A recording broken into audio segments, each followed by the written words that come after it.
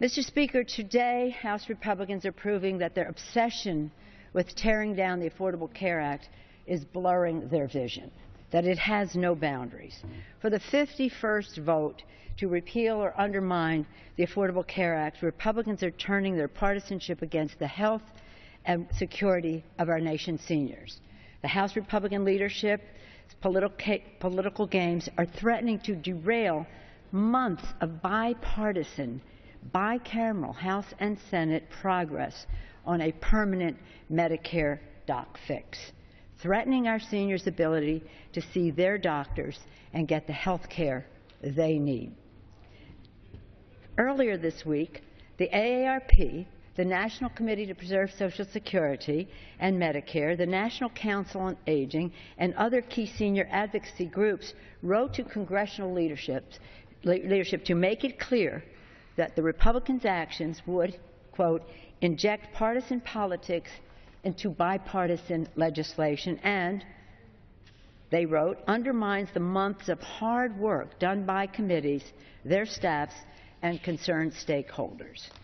The Republicans' approach has been rejected not only by the senior advocacy groups, but by providers, the doctors, insurers, and seniors. Yet they persist with their reckless partisan antics, even as time quickly runs down to address the sustainable growth rate, the SGR formula, before the end of the month. Twice this week, Republicans blocked the House from considering a fully paid-for measure that includes the reforms of SGR supported by both Democrats and Republicans in the House and in the Senate and on the committees. Why have Republicans chosen to proceed in this manner after months of bipartisan progress? Why didn't Republican leadership work with Democrats to find acceptable offsets? We need to get this done, and Republicans know that their baldly partisan effort is a non-starter. If it passed, it would spike health insurance premiums by 10 to 20%, according to the Congressional Budget Office. It would cause 13 fewer Americans to be insured, says the Congressional Budget Office.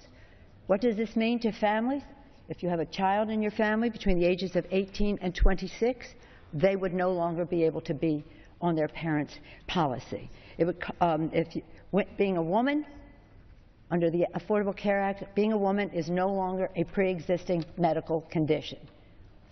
But the Republican actions here today would reverse that, would take us back to a time where women paid more for policies simply because they were women.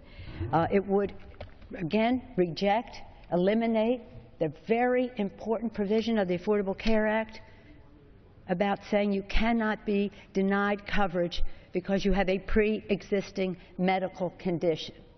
Tens of millions of families, probably 100 million people, are affected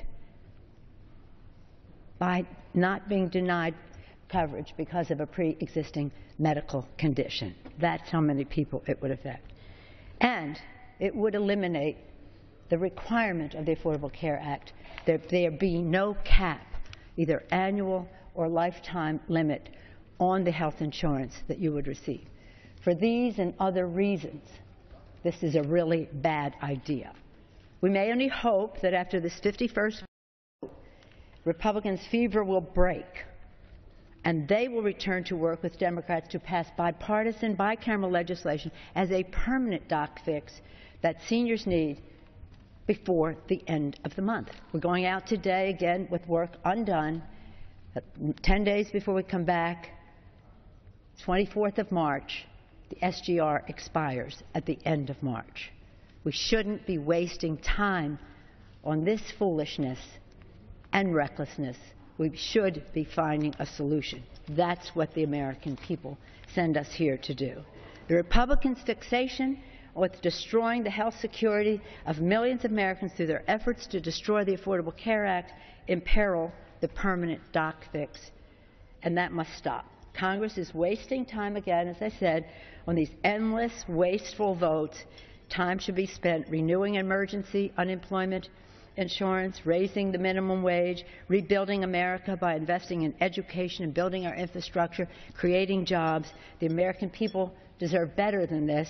They deserve a Congress that works to strengthen the middle class, tackle the opportunity gap, create jobs, and build an economy that works for everyone. I urge my colleagues to vote against this bill, and I hope that when we return after the recess week, yet again another recess week, Republicans will be ready to get serious and be ready to get back to work for a permanent doc fix so that our seniors will be served.